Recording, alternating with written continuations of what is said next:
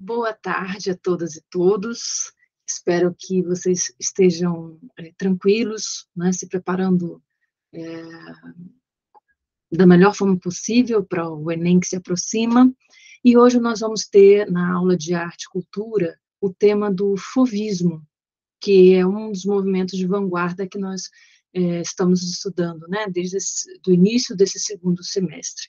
Então, eu já vou compartilhar com vocês aqui o material, que também vou deixar no nosso espaço, né, de compartilhamento de material com os alunos, e vamos começar, então, nosso percurso no estudo desse movimento de vanguarda que foi o fauvismo, né? O fauvismo, ele inicia-se junto com o cubismo, depois de o impressionismo já ter encontrado o seu ápice, né, e seu momento, né? A gente viu que houve antecedentes, né, dessas vanguardas, e o cubismo e o fauvismo, eles meio que surgem no mesmo momento, concomitantemente. Alguns artistas se encaminham para o fauvismo e alguns artistas se encaminham para o cubismo. Mas os integrantes desses dois grupos, né, de arte moderna, eles se influenciam mutuamente, como a gente vai ver, né? Então, vamos entender um pouquinho mais desse movimento de vanguarda que nasceu junto com o cubismo e que conversou muito com o cubismo também, pelas influências mútuas que seus integrantes tiveram entre si. Então, vamos primeiro entender o porquê do nome do fauvismo, né, para esse movimento, e o que eles pretendiam artisticamente, os integrantes desse movimento. Vamos lá. O fauvismo é um movimento relativamente curto, em termos, né, temporais. Ele existe, é difundido e é defendido por seus integrantes por uns 6 anos, né?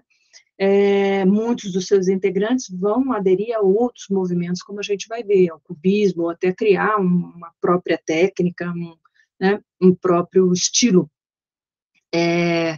Mas o momento em que eles realmente se afirmam como um movimento de vanguarda, tem um centro de difusão, como a gente vai ver no ateliê, é esse entre 1901 e 1907.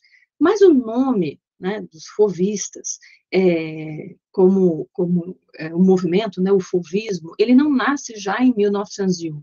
Na verdade, ele só vai nascer em 1905, como a gente vai ver. E por um motivo semelhante ao da nomeação do impressionismo, né, como movimento que antecedeu as vanguardas. Vocês se recordam que no impressionismo houve uma crítica de um crítico de arte conservador, né, acerca de uma certa obra, né, que falava de impressão, né, e aí ele chamou esse grupo de pintores que desenvolviam uma técnica parecida, né, que tinham características semelhantes, de impressionistas. Aqui no fauvismo, a gente vai ter também uma nomeação decorrente de uma crítica irônica e aguda de um crítico conservador também. O nome desse crítico era Louis Vaucel. Ele visitou uma exposição em 1905, era no Salão de Outono de Paris, e lá ele encontrou expostos quadros de fauvistas, mas não havia esse nome ainda, né? Era o quadro dessa vanguarda de artistas modernos. Eles eram artistas modernos até então, porque não tinham esse nome, mas todos tinham traços parecidos, tinham técnicas parecidas, tinham propósitos parecidos. E esse Louis Vaucel, ele viu em determinada sala desse salão de outono uma estátua de uma criança, de um menino, né? E que era uma estátua clássica, uma estátua que seguia os cânones renascentistas, como a gente já falou em aulas anteriores, né? De harmonia, de proporcionalidade, de imitação do real, né? De uma delicadeza. E essa estátua de um menino, né? De uma criança, ela estava no meio de uma sala, rodeada nas paredes, né? Rodeada por essas obras desses artistas de vanguarda, que ainda não tinham um nome, mas tinham em comum as características, né, que a gente vai ver agora, relacionada com as cores, com os traços, enfim. E esse crítico conservador, Luiz Rosselli, disse então, meu Deus, né, na crítica dele, ele não falou, meu Deus, eu estou aqui dramatizando um pouco, mas ele disse, gente, né, a gente tem ali um Donatello. Donatello era um escultor renascentista, né, que observava todos esses cânones de proporcionalidade, de equilíbrio, né, de imitação do real, de a perfeição. E aí ele diz, então, tinha um Donatello, referindo-se a essa escultura de uma criança, né, no centro dessa sala, né, e ele disse, a gente tem um Donatello, ou seja, uma escultura que parece um Donatello de tão perfeita, né, clássica, etc., cercada de feras, cercada de animais selvagens, né, primais, enfim. E esse nome, feras em francês, né, é fauve, fauve. Por isso, eles passaram, esses artistas cujas telas estavam em volta dessa estátua clássica, passaram a se chamar fauvistas, né, por causa de fauve, né, que é fera, besta, animal, né, que estaria cercando essa estátua. Muito provavelmente eles não gostaram, né, desse ataque, mas terminaram assimilando esse nome. E esse crítico o chamou de feras porque ele achou que as cores empregadas por esses artistas eram extremamente agressivas, porque eram cores primárias, né, puras, eram poucas cores, né, não tinha muito matiz de cor, não tinha, claro, tudo que as vanguardas não tinham, não tinha perspectiva, não tinha a técnica de luz e sombra, mas as cores desse grupo de artistas eram muito berrantes, eram muito vibrantes, né? E aí, por isso, ele chama essas obras de feras e, portanto, os artistas que pintaram essas telas passaram a ser chamados de fauvistas, né? Esse grupo, então, né, como eu já tinha falado, em relação às outras vanguardas, né, os fauvistas, assim como os cubistas, assim como todas as vanguardas, eles percebem as mudanças trazidas pela Revolução Industrial, que altera a percepção de tempo, que, como a gente viu no futurismo com o professor Bernardo, a ideia da velocidade, e que altera até os modos de ser e de produção na sociedade, né? Cada vanguarda vai reagir de alguma forma a esses elementos que que assustam essa mudança, né, trazida pela Revolução Industrial, assusta muito, né, as pessoas, e as vanguardas expressam essa reação a essa industrialização, essa tecnização, e os fauvistas vão reagir de uma forma muito específica, fazendo com que eles tenham um certo propósito artístico. O que os fauvistas querem é provocar sensações que despertem um estado de espírito que correspondam a instintos interiores, né? Eles acreditam que os instintos humanos puros, primais, primitivos, são algo que os animais e as crianças têm e que merecem ser glorificados. Essa pureza dos instintos merece ser glorificada porque ela traz uma certa serenidade, uma pureza e uma alegria. Vejam que os fauvistas, eles vamos dizer, eles querem evocar uma serenidade e uma alegria que eles não sentem na vida que eles vivem, né? Oprimida por essa alteração do tempo causada pela Revolução Industrial, pelo tecnicismo, pela ultraindustrialização. Essa é a reação que eles promovem, né? E já nós vamos ver quais são as características, né? Vamos conhecer primeiramente, teoricamente, o que os fauvistas fazem, produzem como arte, para depois identificar nas obras a seguir esses traços todos, né? Se eles perseguem os impulsos mais puros, né, que são próprios das crianças e dos selvagens e dos animais, eles vão ser contra, logicamente, um aprendizado de técnica na arte, porque todo aprendizado, toda repetição, habituação, né, de uma forma de fazer que é própria das civilizações, domestica os instintos, doma os instintos, né? É, e faz com que se perca, então, a espontaneidade, o caráter genuíno, né, a pureza desses instintos que eles pretendem expressar com as cores berrantes, puras, que eles vão usar, né?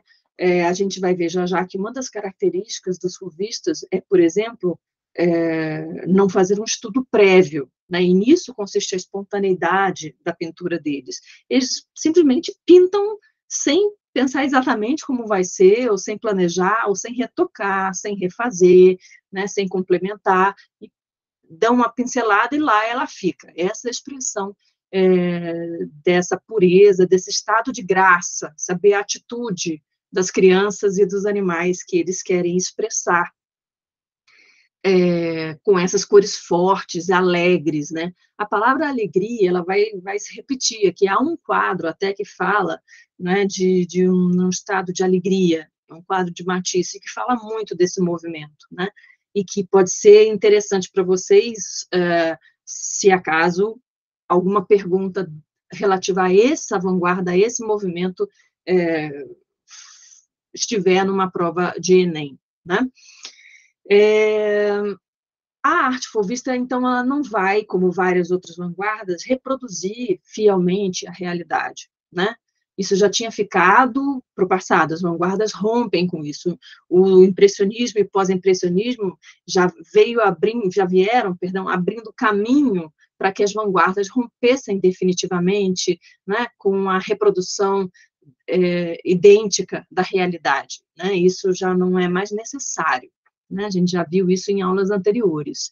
E os fauvistas, então, eles começam a criar contrastes e harmonias com essas cores fortes, colocando cores fortes de objetos que na natureza não tem, como a gente até viu em Gauguin, não sei se vocês lembram, que é um antecedente também que vai influenciar o fauvismo. Então, as cores vivas, elas vão estar em objetos que, na realidade, não são, numa quebra com essa imitação da realidade, que não existe mais, né? E há contrastes fortes que criam um certo movimento, né, nas obras fauvistas, né? Cores muito fortes e contrastantes criam um certo dinamismo, um certo movimento que eles enxergam na natureza, né? Como eu falei no início, né, da aula, o fauvismo ele emerge, ele surge concomitantemente com o cubismo. Há um cubista muito importante que nós vimos na aula de cubismo, o Georges Braque, que se influenciou pelo fauvismo, né?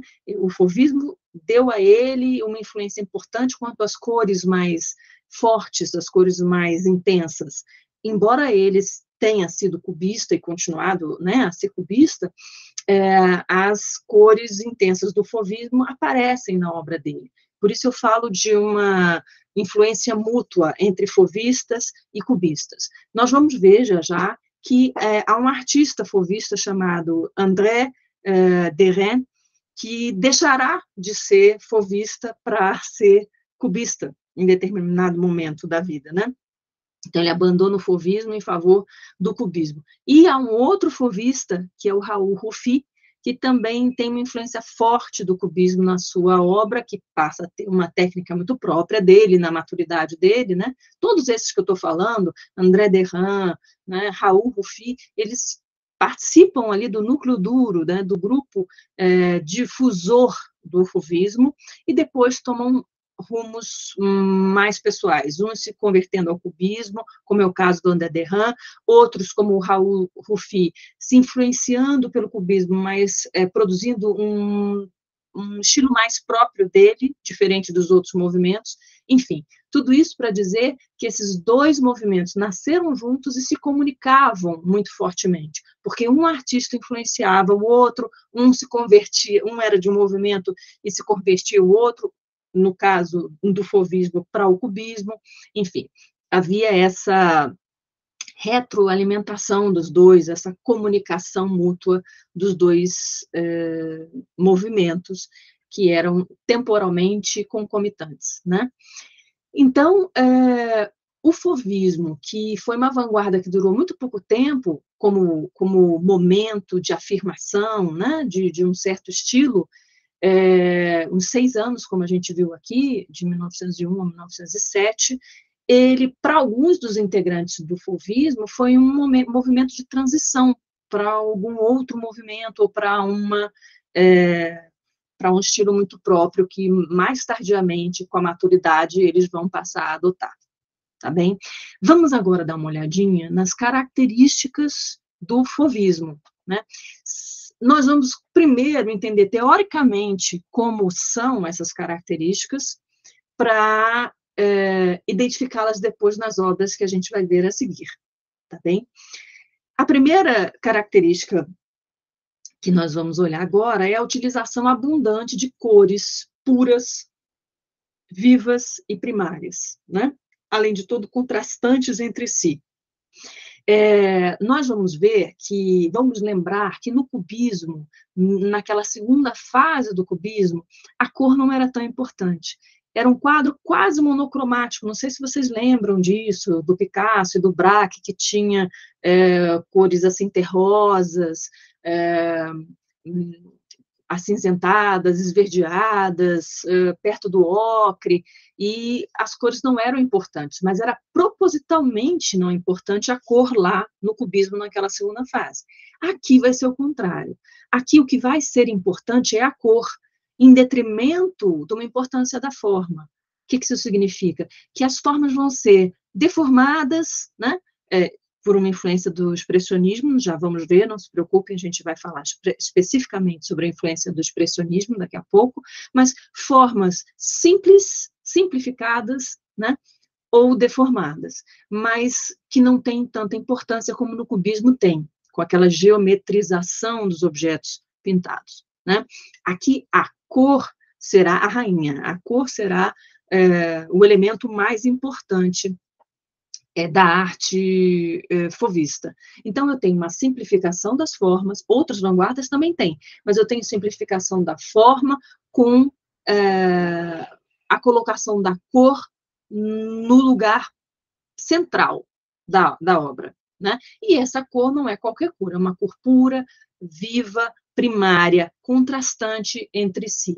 E se consegue, né, obter uma certa profundidade a partir dessas cores intensas, como a gente vai ver, né? Nunca como era com o jogo de luz e cor, que foi abandonado, com perspectiva, nada disso. A gente está em arte moderna. Isso não existe mais, não tem mais por que se imitar à perfeição a realidade. Aqui a gente está interpretando a realidade, aqui a gente está expondo sentimentos por meio de cores fortes e intensas, tão intensas quanto a pureza, né, de uma criança e um animal que não foram vergados ainda pela civilização, não foram ainda inibidos, né, nos seus instintos pela civilização. Então, a primeira característica são essas cores vivas, fortíssimas, aberrantes. A segunda, simplificação da forma, lembrando que eu simplifico a forma e elevo o papel da cor. A cor é mais importante do que a forma, no cubismo a forma era mais importante do que a cor. A falta ou pouca gradação de matizes de cores, né? Não basta que as cores sejam berrantes e fortes e primárias e vivas e puras. Eu não tenho nenhum degradê, eu não tenho gradação dessa cor aberrante. Elas realmente ficam em toda a sua intensidade, em contraste, com outra cor de grande intensidade também. Era um efeito que isso produzia, né?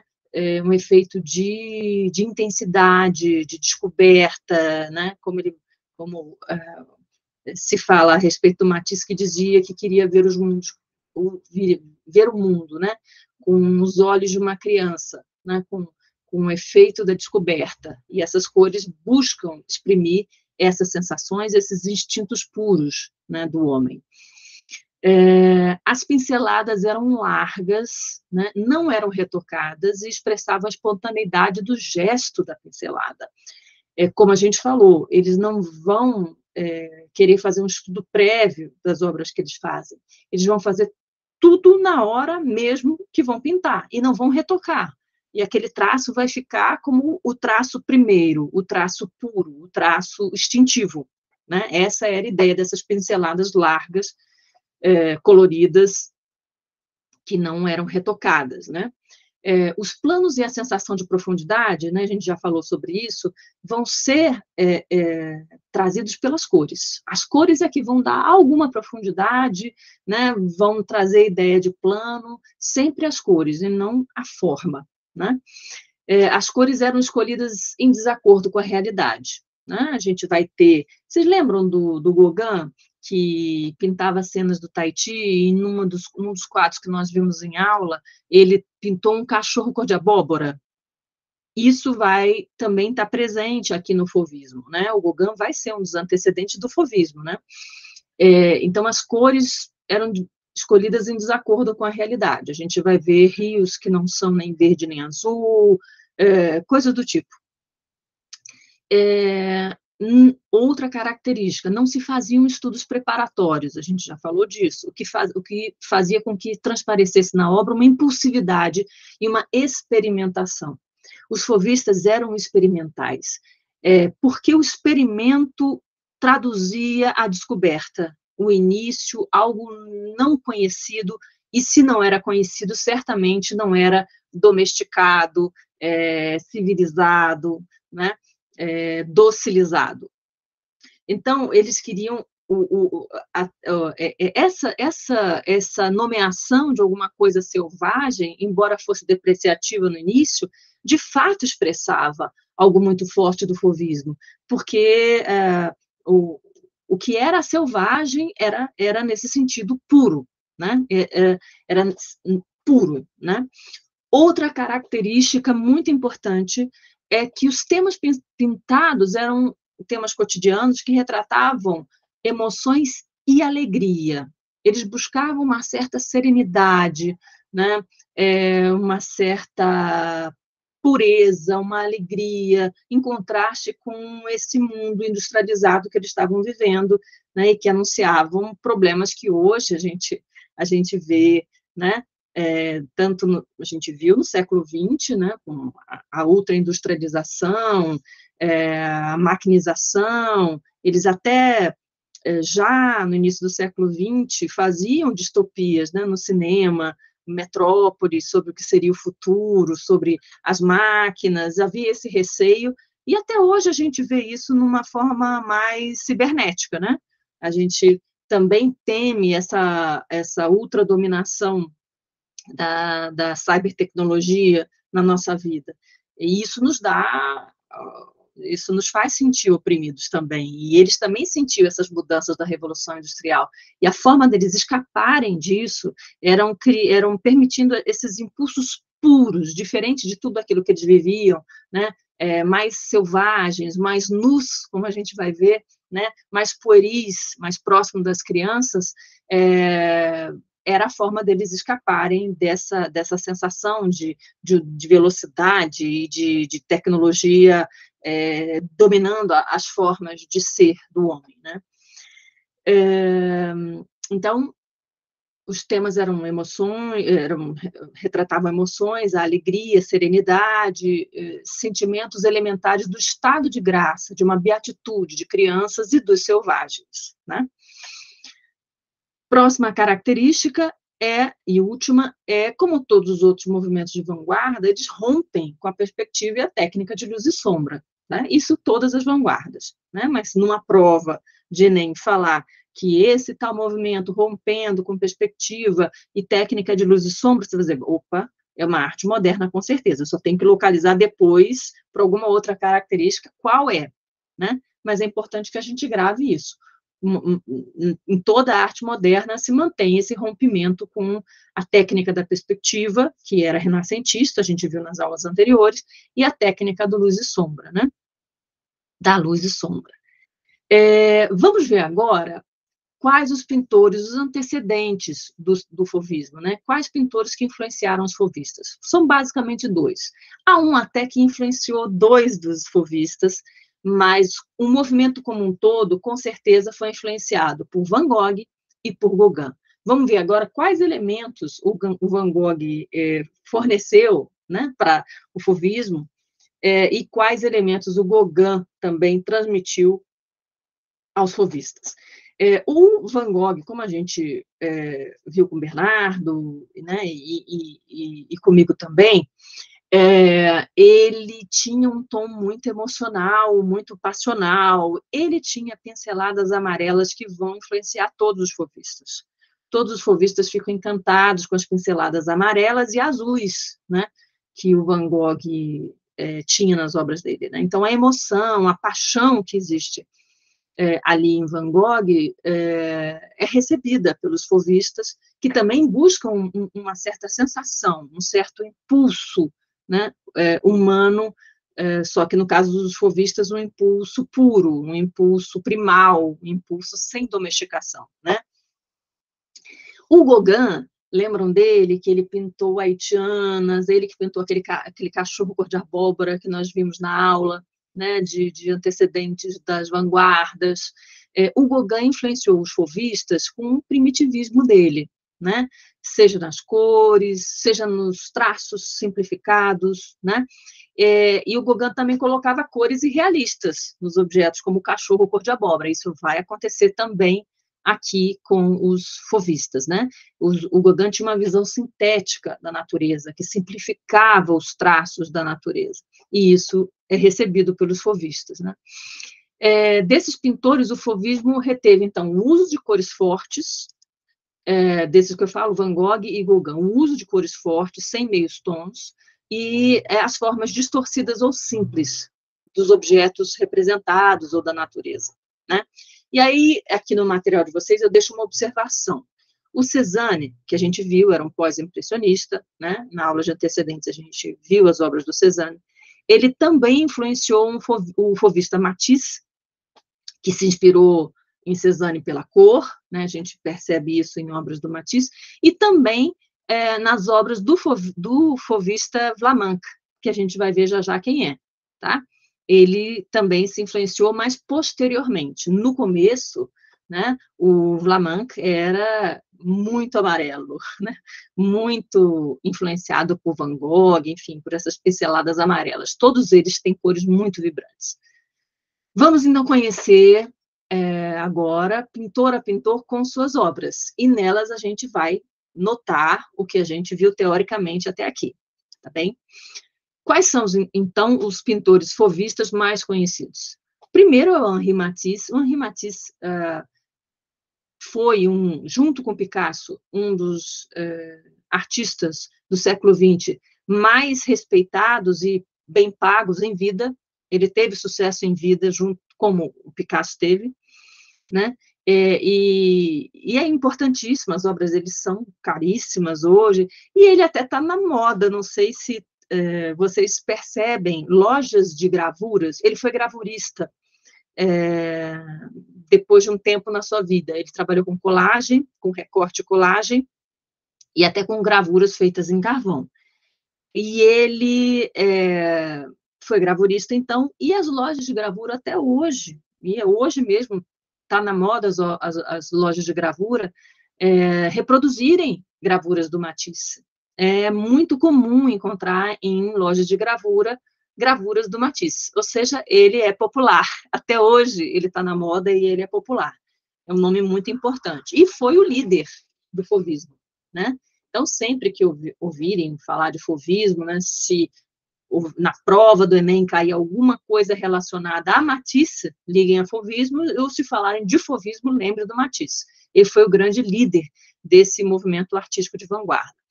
Além do Henri Matisse, tem o André Derain, o Maurice Vlaminck e o Raoul Dufy. São os mais importantes, né? E a gente vai ver que as obras deles todas têm umas características muito específicas que os reúnem num grupo mesmo, né? Que os identificam. Vamos, então, Vamos falar um pouquinho da história do Henri Matisse. Esse aqui é o Henri Matisse, para chegar à obra dele. O Henri Matisse, ele se formou em Direito, era de uma família razoavelmente abastada, tinha dinheiro, né, de uma classe social maior, tanto que ele se formou em Direito, e foi ser administrador do tribunal da cidade onde ele nasceu. Então, ele foi ser um quadro público, como se diz, né? No passado não tinha concurso público, então, muito provavelmente, ele era de uma família que tinha alguma relevância, porque antigamente na Europa era assim, se você era de uma família importante, você tornava-se juiz ou diretor do tribunal, coisas do gênero. E ele foi ser o diretor do tribunal da cidade onde ele nasceu, que era Le Cateau-Cambrésis. Não, acho que é Le Cateau-Cambrésis, desculpe. Le Cateau-Cambrésis é o nome da cidade. Le Cateau-Cambrésis. E ele, em determinado momento, teve uma apendicite. Ele teve uma apendicite e a mãe dele, na convalescença dele, levou materiais de pintura, enfim, tinta, paleta, pincel e tal, e deu para ele se ocupar enquanto ele estava ali convalescendo da apendicite. Só que ele se encantou por aquilo, ele gostou, né, da pintura e resolveu abandonar o direito para o desgosto total do pai dele, que não esperava isso para o filho, né? Com 28 anos, ele se interessa pelo impressionismo. O impressionismo, como eu falei, foi uma porta, né, um caminho aberto para todas as vanguardas, né, porque ali vários cânones foram quebrados, abandonados, e muitos deles, inicialmente, se encantaram com o impressionismo.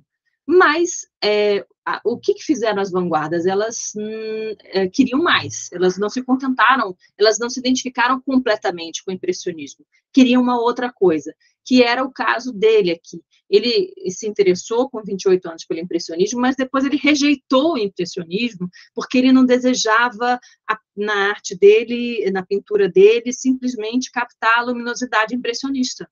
Ele queria alguma coisa diferente, ele queria a cor como elemento principal da pintura, né? E ele, como vários outros fauvistas, se interessa muitíssimo por Van Gogh, né? O expressionista, é um pós-impressionista que ganha o nome de expressionista, em especial pela cor das suas obras, e em especial pelos amarelos e azuis do Van Gogh, né? A gente vai ver que os amarelos, abóboras e azuis estão muito presentes, né, nas obras fauvistas. Em 1904, antes, então, daquele salão de outono, né, em que ele ganha o nome de fauvista, ele torna-se um líder desses artistas dessa vanguarda, que não tinha o nome ainda, né, porque foi aquele crítico conservador e sarcástico, né, irônico, que deu o nome de fauvistas para eles, né? Mas ele era o líder desse grupo em 1904, um ano antes daquele salão de outono, e depois da exposição que ele fez no Salão de Paris, né, nessa exposição, ele levou a cor, né, das suas telas às últimas consequências, é o que eles faziam, uma intensidade muito grande com as cores. Ele passa a buscar, né, ele se determina, né, a buscar nas suas obras, ele fala isso em algum momento, o olhar de uma criança, porque ali tem sempre uma descoberta, né? Então, ele pretendia essa pureza, né, como eu venho falando, das crianças, dos animais, né?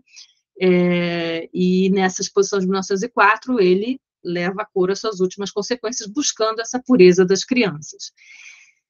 Depois de muito tempo, depois desse momento de afirmação do fauvismo, de difusão do fauvismo, quando o fauvismo não é mais uma vanguarda, uma novidade que está, né, em voga na Europa, lá em 1930 já, o uso da tinta a óleo foi proibida porque ela era tóxica, ela era prejudicial à saúde dos pintores. E aí o Matisse passou a desenvolver uma outra técnica, porque não podia mais usar aquela tinta a óleo daquela época. Ele passou a fazer recortes, né, e colagens de papel. Ele pintava papel com guache, depois ele recortava e botava esses recortes na obra, né? Muitas gravuras de lojas, hoje, contemporâneas, que trazem gravuras do Matisse, trazem essa fase dos recortes, que é mais tardia. não é mais o fauvismo, no centro do fauvismo, como a gente está vendo aqui, que foram esses 7 curtos anos, mas muito intensos, de afirmação do fauvismo.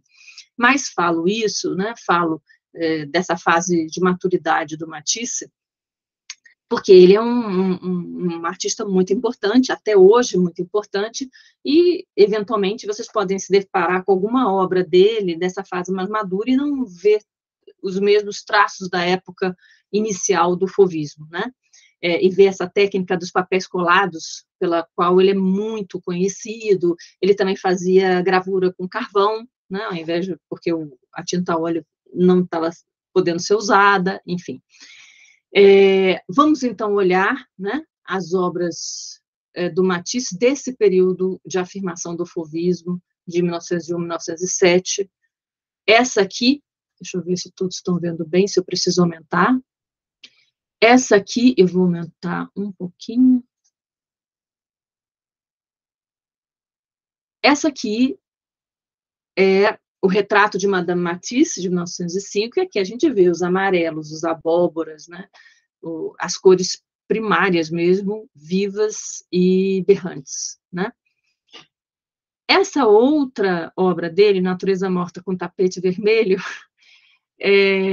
na época também causou escândalo pela intensidade desse vermelho, né? O crítico diria que são cores selvagens, né? Porque são muito puras e vibrantes. Esse é de 1906. Esse quadro aqui foi o quadro de que eu falei para vocês, Alegria de Viver. Lembra quando eu disse que um dos traços do fauvismo era essa busca por uma certa serenidade que eles não conseguiam na vida, porque a vida está muito oprimida por todas as mudanças que a Revolução Industrial tinha causado naquele momento? Então, Alegria de Viver, de 1906, é uma obra que traz a nudez dos corpos, ou seja, a pureza dos corpos, uma certa ligação com o instintivo também, porque as situações mais primais, né, as situações mais selvagens estão ligadas ao corpo nu, né, a civilização é marcada também pela roupa, né, pela vestimenta, os tons de cores muito contrastantes entre si, cores de copas de árvore que não correspondem a uma copa de árvore. Aqui vocês veem uma copa de árvore cor-de-rosa, um céu cor-de-rosa, quando o céu não é totalmente cor-de-rosa, né? Como aparece aqui, enfim, com pessoas cor-de-rosa, ou seja, não há uma correspondência entre a cor do objeto real e as cores que aparecem aqui, mas há uma tranquilidade, há uma serenidade, há uma pureza, né? Uma beatitude, como eles falavam, um estado de graça puro de crianças e de selvagens, que eles tentam buscar, fugindo desse peso da civilização, né? Que oprimia, né, naquela época as pessoas, como hoje, né, a cybertecnologia oprime a todos nós, né? Hoje nós estamos cheios de distopias, né, nos filmes de streaming, Black Mirror, o conto da Aya e outros, né, numa reação a numa reação a essa ultra conectividade que a gente tem, a essa ultra tecnologia que a gente tem, enfim, a gente sempre cria escapes, né? As pinturas dos fauvistas trazem esse espaço de escape também, pela pureza, pela simplicidade, por esse estado de graça mesmo, né? Que eles buscam.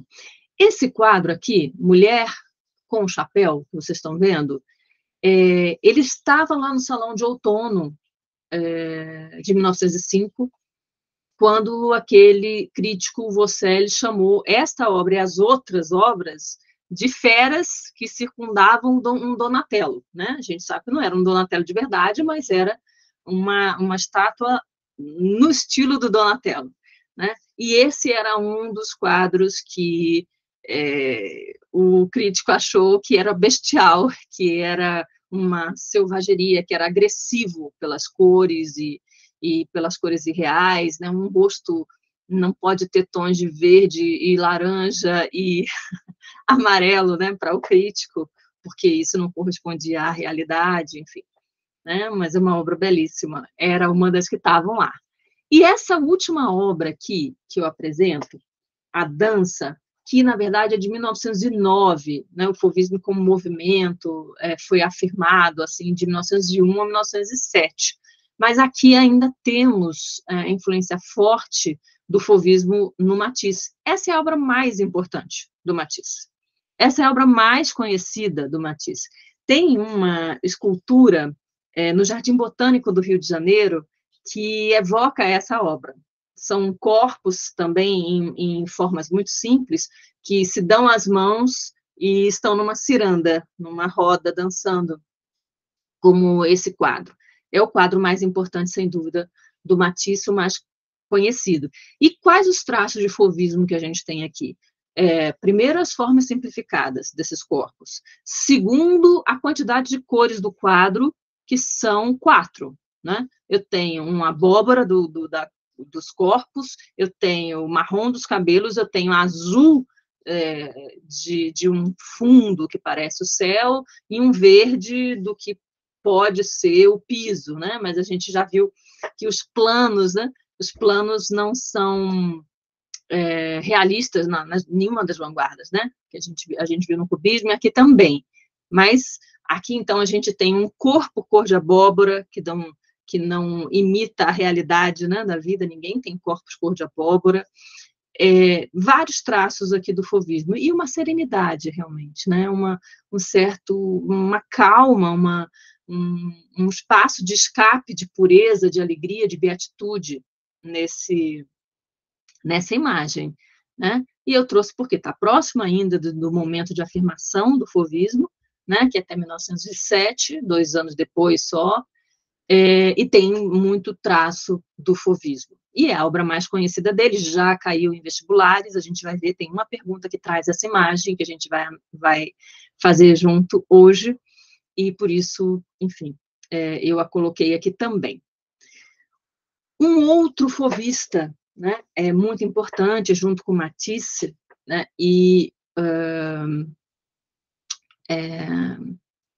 junto com Matisse e o Vlaminck, né, é o Derain, né, é o Derain, na verdade, André Derain, é esse senhor aqui, que a gente está vendo na imagem. Vou tentar botar maior. Esse senhor. Ele, com Matisse, foi um dos fundadores e difusores do fauvismo, né?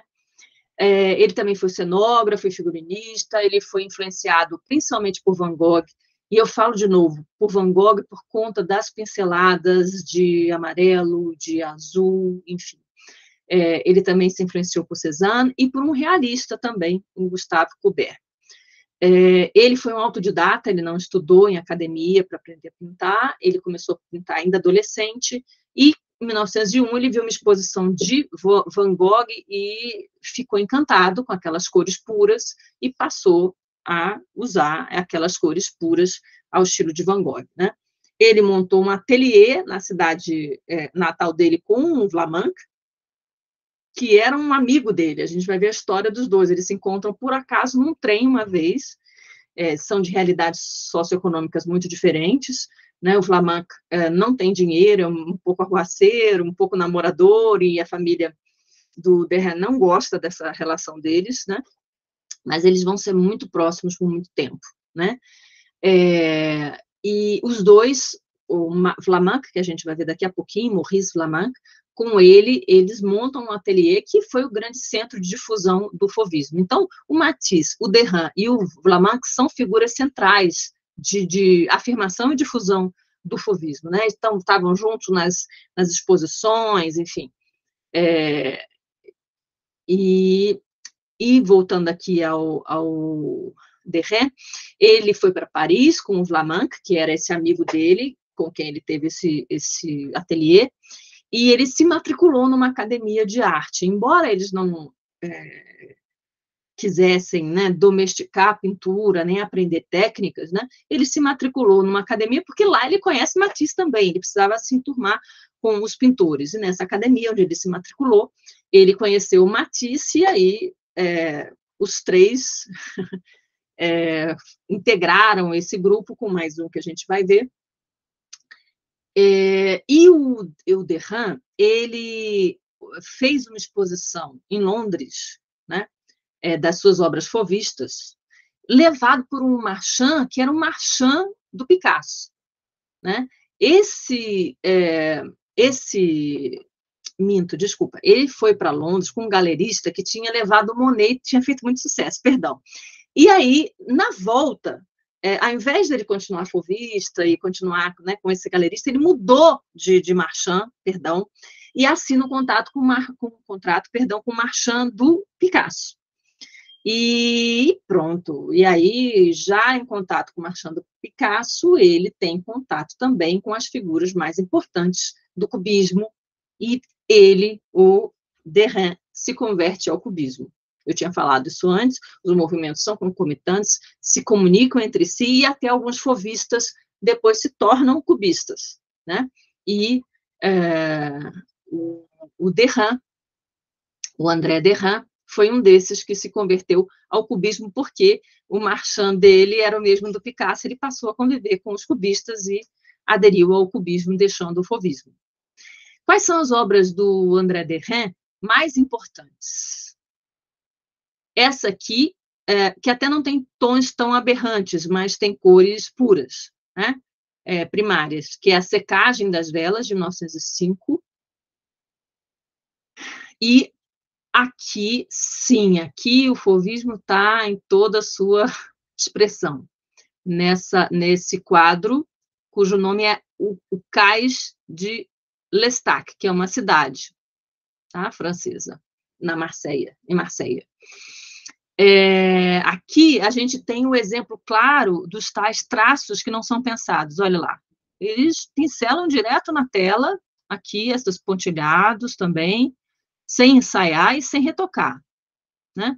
Era um dos traços típicos dele. E as cores primárias também, sem mistura, não há uma preparação na palheta da cor. É a cor primária que vai para a tela, né? E aqui muitos amarelos, muitos abóboras, né? Nessa obra do Derain.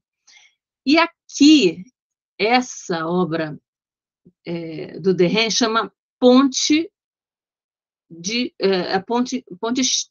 Charing Cross, foi feita na Inglaterra, essa obra, de 1906, né? 1906. Aqui também temos amarelos, cobaltos, né? Agora nós vamos as pinceladas, só para vocês lembrarem, olha as pinceladas grossas e soltas, né, dos fauvistas. Vamos agora, então, falar do outro integrante nesse grupo que chamava Vlaminck, Maurice Vlaminck, né, que nasceu em Paris e que foi grande amigo do André Derain. Eles se conheceram, esse aqui, o Vlaminck, eles se conheceram acidentalmente, por acaso, num trem, quando o Vlaminck estava voltando do serviço do Exército, e se tornaram muito amigos, e, enfim, começaram juntos a pintar, começaram a pintar juntos, né? Cada um já tinha a sua vida, né? Seu início de pintura, a gente viu que o Derain se encantou com Van Gogh e passou a utilizar cores fortes, e aí o Derain e o Vlaminck se influenciam um ao outro, ficam muito próximos e difundindo esse movimento do fauvismo, né? Eles vão criar um ateliê para difundir o movimento do fauvismo, né? Então, ele, esse senhor, né, da foto, com o Derain e o Matisse, foi um dos nomes principais do fauvismo. Ele já começou a pintar quase adulto, né? O outro foi adolescente praticamente, né, o Derain. E aqui ele é quase adulto. Ele não tinha muito dinheiro, como eu falei, por isso a família do Derain não gostava muito da amizade do filho do André com o Vlaminck. Ele era arruaceiro, ele era mulherengo, ele era boêmio, enfim, não parecia ser uma boa influência para a família abastada do André Derain, né? Ele vinha de uma família, então, de músico, ele ganhava a vida tocando violino. Ele encontrou o Derain, por acaso, como eu falei, num trem para Paris, quando ele estava deixando o serviço do exército, e ficaram muito amigos. E fala-se que ele é um autêntico fauvista, porque ele falou frases assim sobre o que ele fazia, que são muito expressivas do que é o fauvismo. A gente já vai ver uma frase dessa que se atribui a ele, né? E por isso falam que ele é o mais autêntico dos fauvistas, porque ele faz uma explosão de cores quentes e puras mesmo. Ele não economiza no amarelo e nas pinceladas largas, como a gente vai ver. Então, a gente percebe que, no início, ele foi muito influenciado pelos amarelos, né, de Van Gogh. Depois da maturidade, ele vai desenvolver um estilo próprio, mas nesse estilo próprio dele se percebe a influência de Cézanne com cores menos quentes, né? Mas a gente nem vai ver essa outra fase, a gente vai ver a fase fauvista, porque é importante que vocês saibam identificar, porque em vestibulares as obras aparecem, né? E eu trouxe obras que têm um caráter, um traço muito fauvista, para que vocês possam bater o olho e se lembrar que aquele amarelo intenso, esses traços sem planejamento nenhum, as formas muito simples e essas cores muito puras e contrastantes, tem que ser o fauvismo, né? Só pode ser o fauvismo. Então, vamos falar dessa frase que se atribui ao Vlaminck, aqui faltou um N. O Vlaminck, que ele diz: eu queria incendiar a Escola de Belas Artes com os meus cobaltos, que são azuis, meus cobaltos e vermelhões, e queria expressar os meus sentimentos com os meus pincéis, sem me incomodar com como era a pintura diante de mim. Vida e eu e a vida.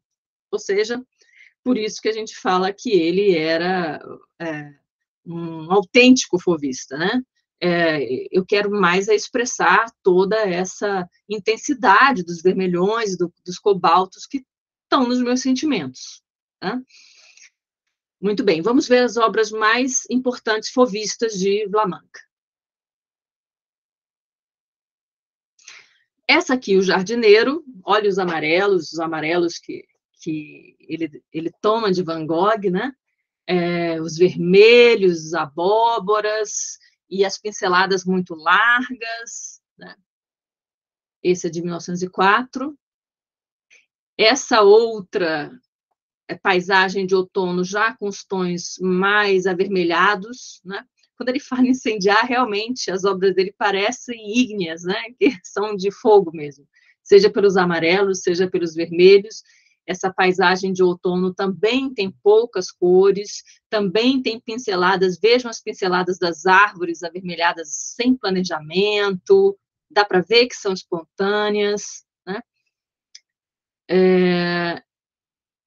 Essa outra obra, também com esse caráter de fogo ígnea, O Pomar, né? Com uma árvore vermelha, né? Olha os objetos diferentes da realidade, né? Uma árvore tão vermelha e abóbora, né? Com folhas azuis, né? Pinceladas de folhas azuis, os amarelos, que ele toma de Van Gogh, né? Os vermelhos, os abóboras. Esse é o fauvismo, por isso ele é considerado um autêntico fauvista. E, por fim, vamos falar do Raoul Dufy. Raoul Dufy, que é esse artista da foto.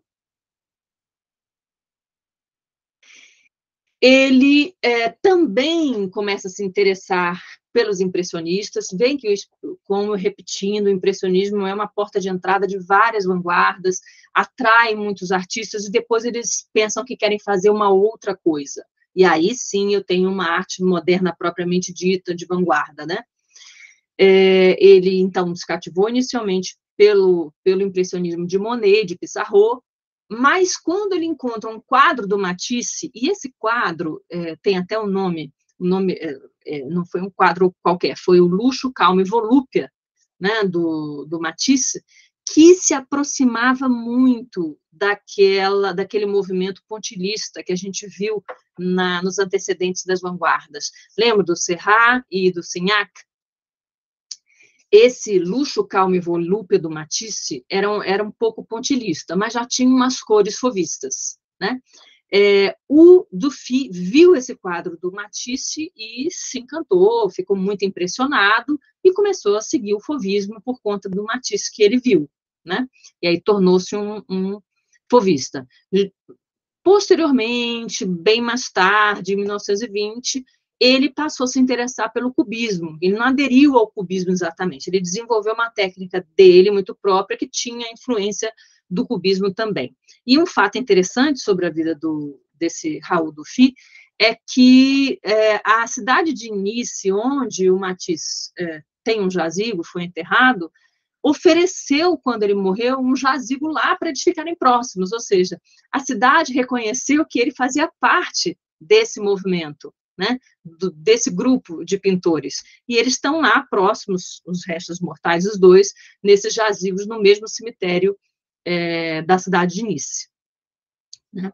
Quais são as obras fauvistas mais importantes do Raul Dufy? Eu sempre estou falando aqui as obras fauvistas importantes de tal pintor e de tal pintor, porque eles ou têm outra fase, ou na maturidade podem ter desenvolvido um estilo próprio, e aí eu tenho trazido, como eu falei, obras que sejam genuinamente fauvistas, para acostumar os olhos, né, da gente às cores fauvistas, aos traços fauvistas, porque quando aparecer num vestibular uma imagem fauvista, ou uma imagem de alguém influenciado por um fauvista, vocês vão lembrar, gente, esses amarelos tão estourados, tão vibrantes, esses abóboras, né? Essas linhas improvisadas, umas pinceladas sem estudo, tudo isso só pode ser o fauvismo, que nasceu no mesmo momento que o cubismo, mas não era a mesma coisa, eles se comunicavam, mas eram bem diferentes como movimento. Então, essa aqui, Cartazes em Trouville, de 1906, do Raul Dufy, tem aqui os amarelos e os abóboras típicos do fauvismo, e essa outra obra aqui ainda é mais fauvista. Reparem nos abóboras, nos vermelhos, nos amarelos, nas pinceladas grossas, né, num mar verde e azul, verde para cá e o azul para lá, enfim, esses barcos em cima de uma água que não tem essa cor na realidade, todos esses são traços muito características, muito fauvistas. Aqui essa obra chama-se Barcos em Martigas, em 1908, essa obra um ano depois, mas é muito fauvista, né? Um ano depois do fim da afirmação do movimento, mas tem todas as características e é muito fauvista. Vamos agora falar de artistas brasileiros que foram influenciados pelo fauvismo. O que a gente está falando aqui? Não são artistas brasileiros fauvistas, não houve artistas brasileiros fauvistas, houve artistas brasileiros que tiveram influência, de alguma forma digeriram aquelas influências e produziram seu próprio estilo, sua própria obra, né? É o caso da Anita Malfatti, de quem a gente falou quando tratou da Semana de 22, vocês vão lembrar disso, que ela foi duramente criticada por aquele escritor brasileiro famoso, Monteiro Lobato, que era crítico de arte num jornal importante também do Brasil, e ao ver uma exposição da Anita Malfatti, que é essa senhora da foto, ele criticou duramente as suas obras, comparando o que ela fez com o que os loucos produzem em manicômios. Vocês lembram disso, né? Dessa análise, que ele até ficou, o artigo dele ficou apelidado de paranoia ou misticismo, ou mistificação, que seria loucura ou enganação, numa tradução contemporânea para essas palavras, né? Ou seja, ele acusava de fazer uma arte que loucos poderiam fazer, mas ele dizia que os loucos eram mais sinceros, porque ela pretendia ser alguém muito especialmente artística, genial, ele dizia isso. que ela estava ali pretendendo ser alguém genial. Os loucos não pretendiam ser geniais, né? Foi uma crítica dura e hoje, retrospectivamente, né, falando, injusta, né, pelo que a gente pode ver da contribuição dela para a arte moderna. Aliás, para quem tenha a disponibilidade em Belo Horizonte, quem esteja em Belo Horizonte, há uma exposição de artistas ligados à Semana de Arte Moderna de 22, no Palácio das Artes, em Belo Horizonte, que vale muito a pena, né? A gente tem Tarsila do Amaral lá, que a gente viu na Semana de 22, e muitos outros. Então, vale a pena a gente falando agora na Anita Malfatti, né?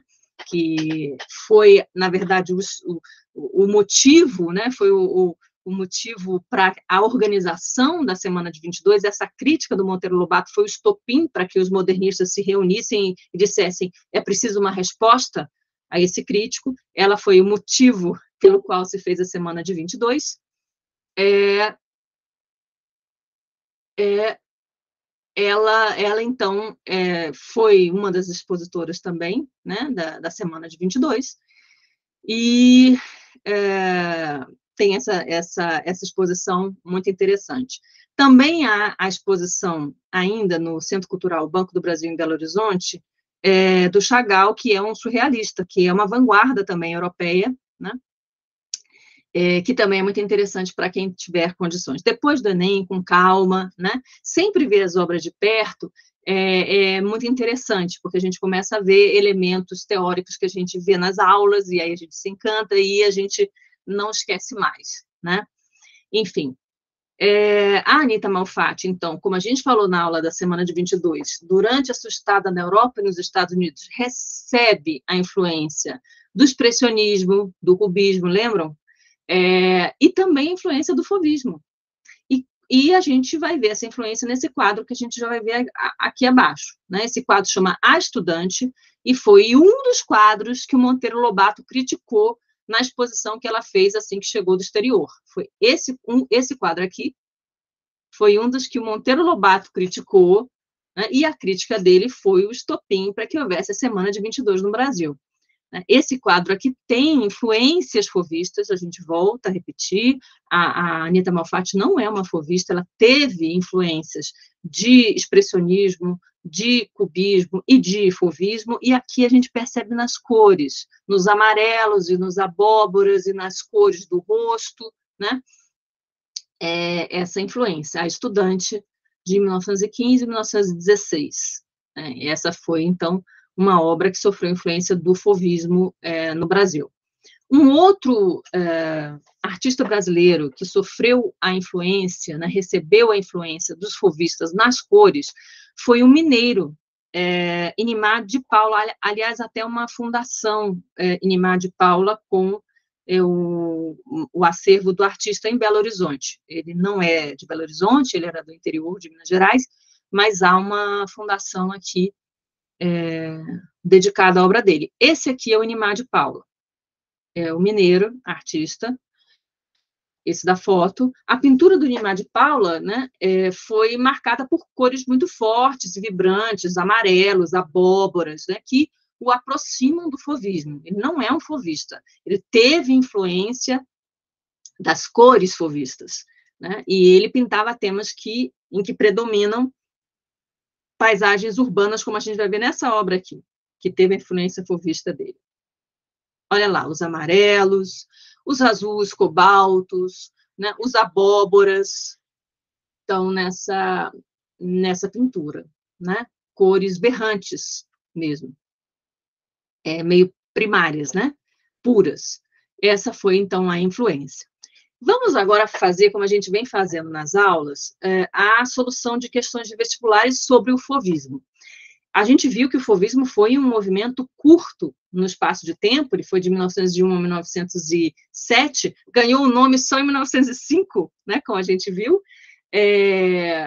mas ele é muito importante por ter sido concomitante ao cubismo e por ter sido o movimento em que se estabeleceu como grande artista o Henri Matisse, que é um artista enorme, né? Muito famoso, cujas obras hoje em dia estão na moda e que também já teve já teve obras que foram cobradas em questões de vestibular, muitas vezes. O Matisse também é como Picasso também teve obras já várias vezes cobradas em vestibulares, o Matisse é um deles, que tem as obras cobradas em vestibulares. Por isso, então, a importância da gente conhecer esse movimento tão curto, mas tão específico quanto o fauvismo, que existiu junto, concomitantemente com o cubismo. Vamos ver, então, uma questão da Universidade Estadual de Londrina, de 2011. A questão não é tão fácil, a gente vai resolvê-la por exclusão. A gente já viu isso na aula passada, muitas vezes as questões não são tão bem formuladas, né? Com todo respeito a quem as formula, mas quando a gente tiver uma dificuldade, porque não está compreendendo algumas ambiguidades da pergunta, ou algumas incongruências mesmo daquilo que você estudou, mas, nossa, ele está falando essa que parece certa, mas essa parte dessa questão que parece certa não parece tão certa. Quando isso acontecer, tente eliminar pelas que flagrantemente parecem erradas, ok? É o que vai acontecer com essa questão da Universidade Estadual de Londrina. Tem algumas questões que estão claramente erradas e com tudo que a gente estudou hoje, a gente vai conseguir resolver. Então, vamos lá. Observe a imagem a seguir. A imagem é Matisse, o quadro mais importante de Matisse, que não foi a primeira vez que caiu em vestibular. Ela cai demais, essa imagem do Matisse da dança em vestibular. Com base na pintura de Matisse e nos conhecimentos sobre as vanguardas europeias, olha a importância, então, de conhecer as vanguardas europeias para os vestibulares, né? Elas costumam cair com certa frequência. Como esse ano há uma possibilidade grande, porque foi o ano do aniversário da semana de 22, né? Eu tenho uma crença forte de que semana de 22 pode cair, e como a semana de 22 foi muito fortemente influenciada pelas vanguardas europeias eventualmente podem cair. Isso pode ajudar a gente numa redação. Se o tema da redação for semana de 22, além da semana de 22 que nós vimos aqui na aula, está gravado, para quem não pôde assistir ainda, dá uma olhada na história da semana de 22, o que aconteceu ali, quais foram as consequências para a cultura brasileira da semana de 22, além de vocês poderem falar da própria semana de 22, podem dar uma pincelada nas vanguardas que influenciaram os modernistas, né? Essa é a importância, então, da gente ver as vanguardas. Vamos lá, então, resolver essa questão? Com base na pintura de Matisse e nos conhecimentos sobre as vanguardas europeias, considere as afirmativas a seguir. Número 1. Matisse utiliza o equilíbrio entre a cor e o traço. Eu vou diminuir para a gente conseguir ver a... Não, deixa vocês verem as questões e depois a gente revê a obra, tá? É a obra da dança. Vamos aqui olhar as questões primeiro. Matisse utiliza o equilíbrio entre a cor e o traço. A aparente simplicidade reitera certo lirismo da pintura. Não é tão fácil essa afirmação, mas vamos lá ver o que pode ser verdadeiro aqui. Matisse utiliza o equilíbrio entre cor e traço? Vamos deixar reservado, né? Porque como a gente viu que o fauvismo, né, de que Matisse era o líder, não trata de contrastes aberrantes, foi chamado de movimento das feras. Vamos deixar reservada essa palavra equilíbrio para ver se o resto está certo e se as outras não estão muito erradas. É isso que a gente vai fazer. Aparente simplicidade. Tem simplicidade nesse quadro? Tem, nas formas, a gente viu lá. Os corpos têm formas simples, né? São reduzidas a formas simples, como o Gauguin fazia. Lembra que o Gauguin influenciou os fauvistas? E como os fauvistas faziam também. Eles representavam corpos simples, simplificados, né? A aparente simplicidade reitera certo lirismo da pintura.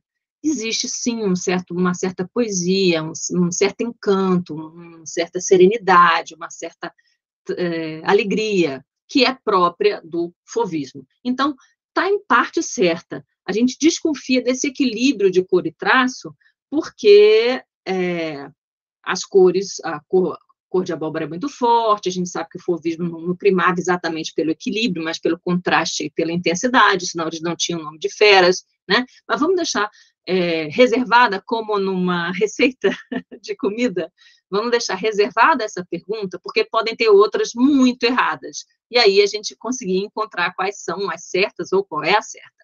Número 2. Os trabalhos de Matisse fazem parte de um contexto caracterizado por experimentações. Até aqui está verdadeiro? Tá. Lembra? Que todos queriam experimentar, queriam o espontâneo, o genuíno, permitir que os impulsos mais puros, né, e primais pudessem se expressar, né? Então, até aqui está certo. Para transcender a natureza, para ir além da natureza, não necessariamente, não era uma questão exatamente do fauvismo. Ao contrário, a natureza dava as cores para eles, aberrantes, para eles darem movimento com essa cor, da intensidade, mas até aqui essa afirmação está muito correta. A experimentação é o centro, um das características centrais do fauvismo. Então, a primeira e a segunda podem estar certas. Vamos ver se alguma com certeza está errada.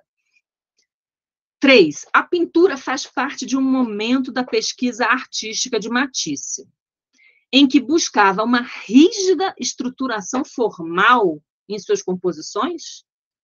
O Matisse ou o fauvismo buscavam uma rígida estruturação formal.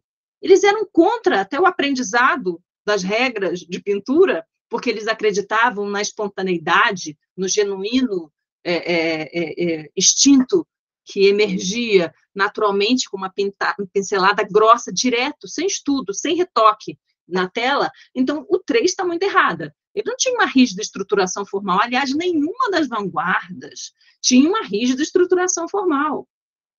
Então, essa 3 com certeza está errada. 4. Nessa imagem, vou voltar a ela, vimos então, nessa imagem, Matisse expressou sentimentos dramáticos, tais como a solidão, a morte e o abandono, notado nos elementos compositivos. Olha lá essa imagem. Aqui a gente vê pessoas dançando levemente, alegremente, serenamente. A gente não vê nada de morte, de drama ou abandono. Pelo contrário, as mãos se tocam. Quem está abandonado não tem mão dada com ninguém, né? Então, essa quarta está muito errada. Identificamos, então, duas muito erradas. A de número 3, né? A pintura faz parte de um momento de pesquisa artística em que buscava uma rígida estruturação. Nem Matisse, nem o fauvismo buscava a rígida estruturação. E também não tem abandono, morte, né? Esse sentimento dramático soturno aqui, não. 3 e 4, com certeza, estão erradas. Olha como é que as perguntas aparecem. Assinale a alternativa correta. Somente tais afirmativas são corretas. Vamos ver quais as alternativas que indicam as afirmativas que a gente sabe que estão erradas. 3 e 4 a gente sabe que estão erradas. Qual é a afirmativa que coloca 3 e 4 como correta? Olha, na E tem 3 e 4, não pode ser correta porque elas estão erradas. Na D tem 3, não pode ser correta porque 3 está errada. Na C tem 3 e 4, que são as erradas. Na B eu tenho 1 e 4, 4 está errada, não pode ser correta. Então, somente as afirmativas 1 e 2 são as corretas. Essa em que Matisse utiliza o equilíbrio da cor e traço, a gente vai aqui, né, fazer uma concessão no sentido de que cor e traço estão equilibrados, né, não estão em contraste forte, tudo bem, mas ele busca realmente uma simplicidade que deixa transparecer um lirismo na pintura, é verdade, uma serenidade, uma alegria, né, uma certa pureza que eles buscam. E os trabalhos de Matisse fazem parte de um contexto caracterizado por experimentações, não tem dúvida que está certo. Para transcender a natureza, não está tão errado, mas os outros estão tão mais errados, esses aqui a gente tem certeza que estão errados. porque ninguém quer estruturação formal, e essa imagem aqui não denota uma situação triste, enfim, de abandono, etc. Então, a correta é a A, ok? Não é muito fácil? Não é. Eu diria, com todo respeito, que não foi a mais bem formulada das questões, eu diria porque poderiam ter colocado características mais típicas, né, do fauvismo, mas fizeram essa opção. Mas dá para a gente resolver por exclusão? Dá. É só a gente ver as que estão muito erradas, né? E próxima questão é da Universidade de Brasília, CESP-UNB de 2013. Inimar de Paula, aquele artista brasileiro mineiro, que teve influência do fauvismo, que a gente viu, um grande pintor brasileiro, participou de importantes movimentos e instituições artísticas, não somente no Ceará, mas também na região sudeste. Sua pintura tem características bem definidas, com pinceladas fartas e generosas, o que denota a marcante sensibilidade tropical do artista no uso da cor.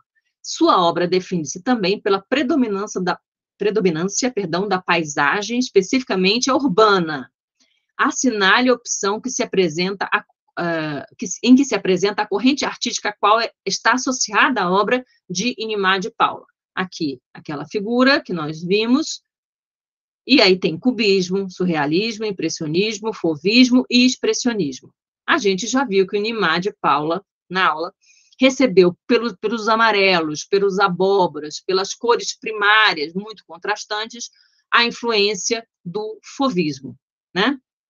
Do fauvismo. Aqui as cores são mais importantes que as formas. A gente percebe, então, não pode ser cubismo, que no cubismo as formas são mais importantes que as cores.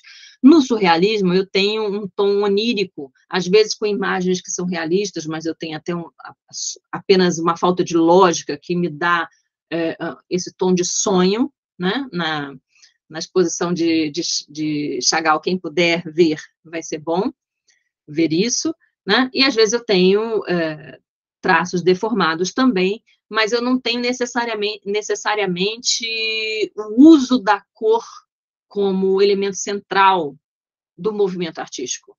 O fauvismo tem o uso da cor como elemento central do movimento artístico, assim como o cubismo tem na forma o elemento central do movimento artístico.